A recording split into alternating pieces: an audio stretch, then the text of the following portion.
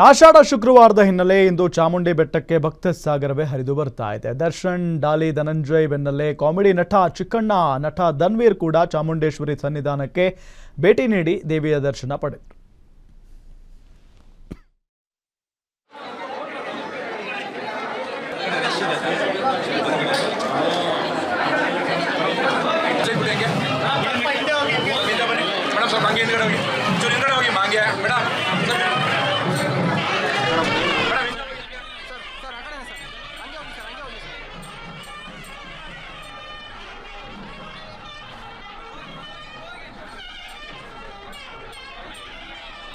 ದೇವಿಯ ದರ್ಶನವನ್ನು ಪಡೆದಿದ್ದಾರೆ. ಈ ಸಂದರ್ಭದಲ್ಲಿ ಧನ್ವೀರ್ ಮತ್ತು ಚಿಕ್ಕಣ್ಣ ದೇವಾಲಯದಲ್ಲಿ ವಿಶೇಷ ಪೂಜೆಯನ್ನ ಕೂಡ ಸಲ್ಲಿಸಿದ್ರು. ನಟರನ್ನ ನೋಡಿ ಅಭಿಮಾನಿಗಳು ಫುಲ್ ಖುಷಿಯಾಗಿದ್ರು. ಈ ಸಂದರ್ಭದಲ್ಲಿ ನೋಡಿ ಸಾಲು ಸಾಲು ಸ್ಟಾರ್ ನಟರು, ಒಂದು ಕಡೆ ದರ್ಶನ್, ಮತ್ತೊಂದು ಕಡೆ ಡಾಲಿ, ಧನಂಜಯ್, ಯುವ ನಟ ಧನ್ವೀರ್, ಚಿಕ್ಕಣ್ಣ ಇವರೆಲ್ಲ ಬಂದಿದ್ರು.